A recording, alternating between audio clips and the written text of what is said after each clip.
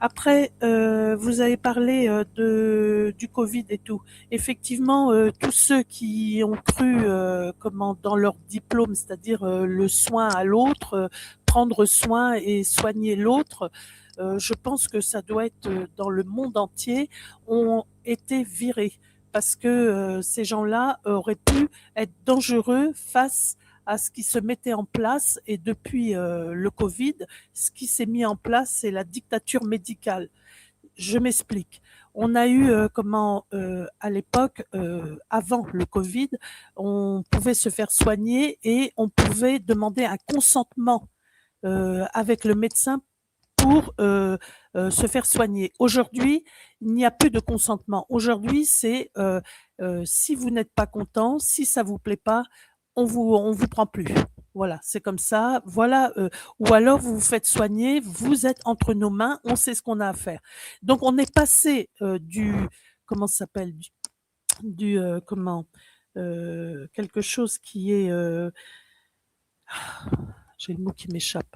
Euh, quelque chose qui est Un euh, consentement mutuel. non, non, non. Vous savez, quand on regarde un médecin et on l'admire, quoi. C'est quelque chose qui est sacré. Voilà, le sacré, pardon. On est passé par quelque chose de sacré sur quelque chose de dictature. La dictature. C'est plus, on n'est plus sur le sacré là aujourd'hui. Donc voilà. Et pour dire, tout à l'heure, je vous écoutais, comment Georges.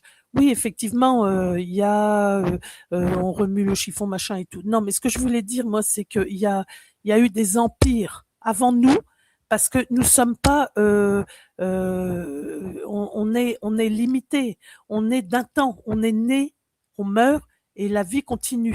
Donc nous, c'est une existence, et cette existence, elle est aujourd'hui sur beaucoup d'interrogations. On ne sait pas trop où on va. Il y a des pouvoirs qui vous disent ça, ça, ça. Enfin bref. Mais avant notre existence, il y a eu des empires.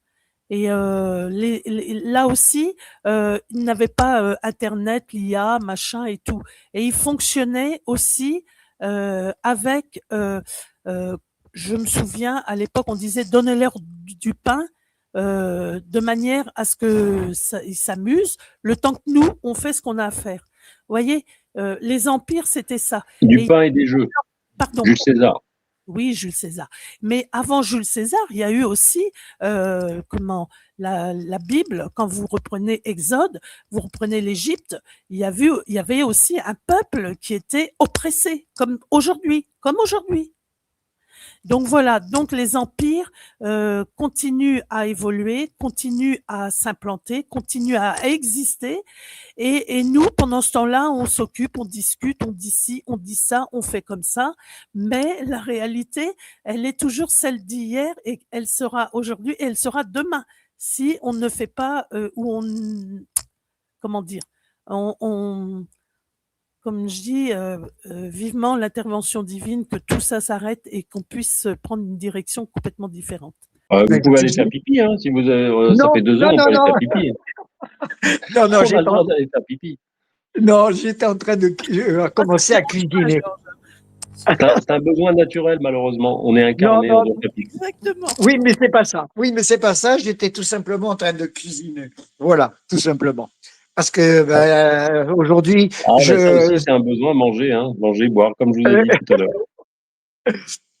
je voulais dire que j'ai apprécié Michel quand elle a souligné la différence qu'il y a en ce moment entre la médecine actuelle et l'ancienne médecine et les rapports humains qu'il y a eu, qu'il y avait avant, bien sûr, et ceux d'aujourd'hui. Je connaissais pas très bien ce domaine-là et j'ai bien apprécié sa façon de juger, que je trouve très pertinent. Oui, merci Georges. Mais c'était pas le but hein, de faire plaisir, c'est la vérité. Hein. Les choses évoluent et on entend souvent autour de nous pas dans le bon sens. Bon, voilà. Maintenant, j'ai envie de parler des faits. Les faits aujourd'hui, c'est que nos conditions se dégrade de plus en plus, malgré que, comme je vous disais tout à l'heure, on nous amuse avec des partis politiques, ceci dit ça, l'autre va. Jusqu'à présent, depuis plus de 50 ans, il y a eu des partis politiques qui ont été mis en place, soi-disant, pour améliorer les conditions, le bien-être et tout ce qu'on veut. Et plus on a avancé et plus ça s'est empiré. Je voulais aussi dire ce que disait tout à l'heure David. Effectivement, depuis le 7 octobre, ces barbares sont rentrés dans les kibboutz en Israël. Il ne faut pas oublier que avant, ils avaient quand même attaqué les États-Unis et ils ont attaqué la France. Donc, la cerise sur le gâteau, c'est Israël. Israël, c'est quand même quelque chose qui représente dans nos cœurs, comment je pourrais le dire? Il n'y a même pas de mots tellement que c'est quelque chose de très fort. Je ne sais pas ce que vous en pensez, Georges.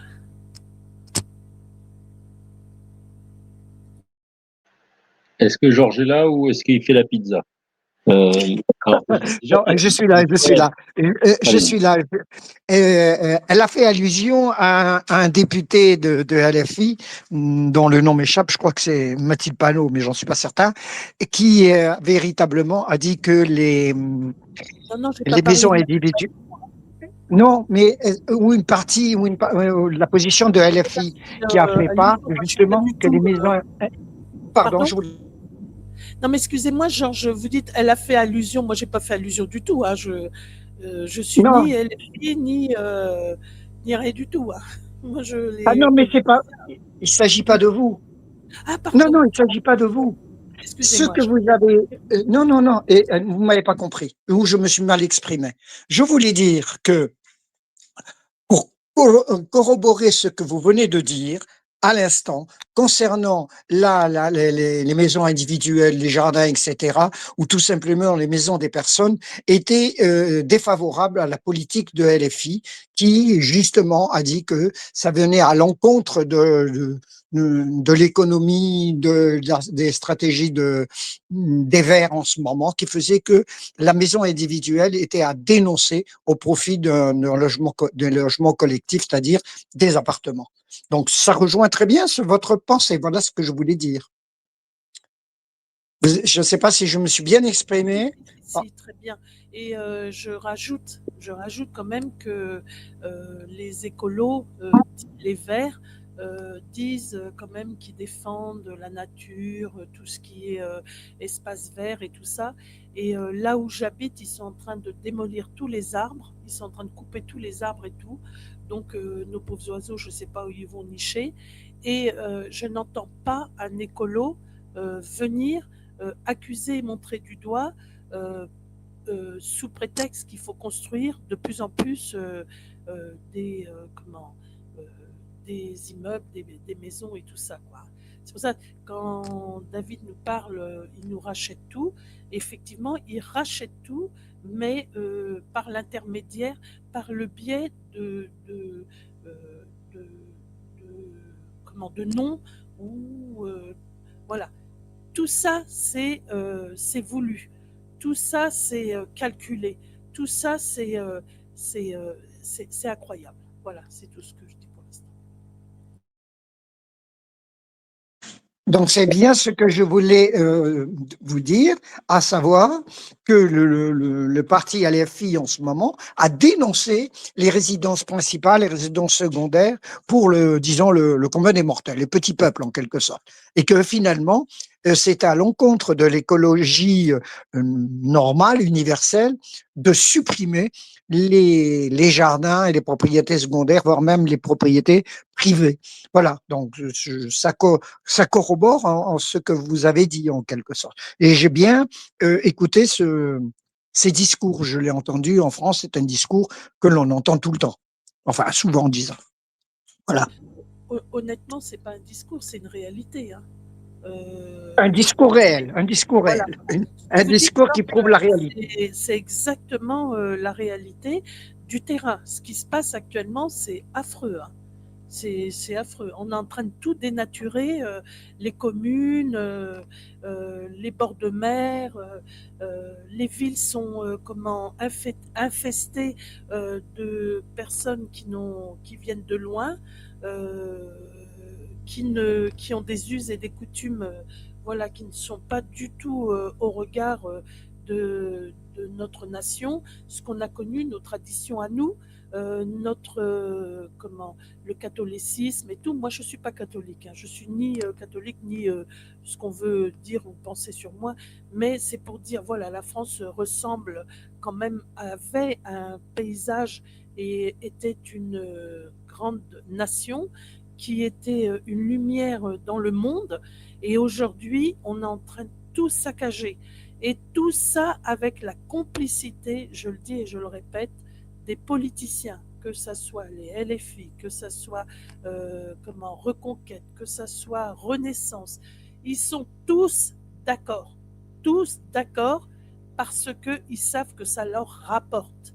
Tant que l'argent, ce qu'on appelle mammon, moi dans mon verbiage, tant qu'on appelle le mammon, c'est l'argent. Tant qu'il y aura de l'argent, enfin l'argent, la monnaie, hein, c'est pas l'argent, la monnaie, ces gens-là s'enrichiront. Et j'ai toujours dit, qu'on se le dise, qu'aujourd'hui on est à la même époque que la Deuxième Guerre mondiale. Actuellement, il y en a qui souffrent, comme durant la Deuxième Guerre mondiale, et il y en a qui s'enrichissent. Je trouve que vous avez dit là une grande vérité.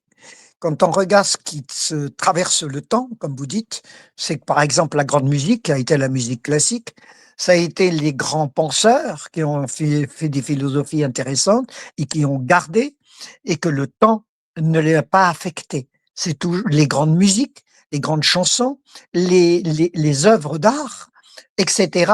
Ce qui traverse le temps, c'est la beauté, c'est la pureté, c'est l'intelligence, c'est une vue du futur, une vue mondiale que tout le monde apprécie. Et ce qui se caractérise actuellement, cette musique, ces instants, qui vont être, qui vont entrer dans l'oubli, forcément, puisque ça n'a aucune valeur. C'est une valeur momentanée, artificielle, qui n'a aucune, qui ne pourra pas avoir de futur. Donc, je rejoins bien sûr votre pensée, évidemment. Je vais réagir sur ce que j'ai dit d'une façon que j'ai dit pour répondre à Michel. Je l'ai dit d'une façon spontanée et que véritablement la médiocrité n'avait pas de futur et ce que durent les choses, c'est parce que tout simplement elles sont belles, elles sont nobles et elles ont une valeur, comme je l'ai évoqué, la musique, les arts, etc. Mais j'ai eu tort. Voilà. J'ai eu tort parce que j'ai répondu trop vite. En répondant trop vite, j'ai fait abstraction d'autres éléments que je vais indiquer maintenant. Certes, j'ai raison, certaines choses durent avec le temps. Mais attention, pour durer avec le temps, il faut que les gens acceptent cette valeur et cette beauté. Il y a des gens qui ne l'ont jamais perçue. Il y a des gens dont la musique classique ne les aime pas. Il y a des gens dans l'art et la beauté de l'art ne les aiment pas. Au contraire, ils trouvent ça laid. Je trouve que même dans la technologie, dans les valeurs scientifiques, et ça ne les aime pas non plus. Donc, il y a une catégorie de gens qui ne partagent pas les opinions que je viens d'invoquer. A contrario, la stupidité et la bêtise peuvent très bien prendre le pas sur la civilisation nouvelle. Et que ce fait, eh bien, on continuera, bien sûr, comment dirais-je, à célébrer la stupidité et la bêtise en tout genre. Et en fait, faire croire que c'est la valeur actuelle. Ce que nous a donné comme exemple David, que ça dure depuis 20 ans, ça peut encore durer 20 ans. Et ça fera 40 ans, c'est-à-dire 2 énormes générations qui vont s'accoutumer à la stupidité, comme c'est accoutumé les générations palestiniennes depuis 2 générations maintenant, voire même un peu plus, à l'agressivité, au meurtre, à la violence et à la haine. C'est tout simplement l'habitude qui fait que, eh bien, on change et que la beauté et ce que j'ai dit tout à l'heure concernant la durée dans le temps des grandes valeurs, eh bien, n'existe plus et fera place à d'autres valeurs qui sont les valeurs que vous avez évoquées, c'est-à-dire l'Auna et autres que je ne connais pas, et le rap actuellement, et autres musiques, qui n'en est pas d'ailleurs, c'est une espèce de bruit, pour moi, pour ma part, c'est ma façon de voir, et qui pour d'autres personnes, eh bien, c'est le beau, c'est la valeur actuelle, ça représente l'actualité et le monde contemporain. Eh bien, ce monde contemporain, pour ma part, je m'inscris en faux. Il peut être contemporain, mais affreux. Donc, oui, David, ça a 20 ans et ça peut durer encore 20 ans.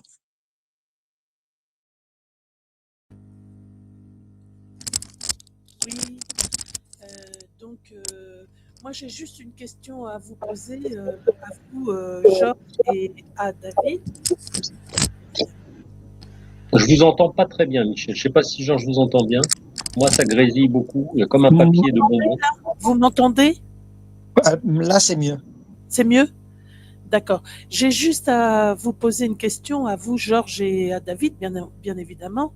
Euh, Moi, j'aimerais savoir quelle est la question la plus cruciale dans notre époque actuellement. Est-ce que c'est l'intelligence artificielle ou est-ce que c'est l'enseignement de la Bible? Voilà, juste ça. Bien. Mais quelle est votre question en fait? C'est si l'IA est plus importante ou si la. Peut-être Georges a compris la question, Alors, j'ai pas tout à excusez-moi, fait compris la question. oui, pardonnez-moi, je me suis mal exprimée.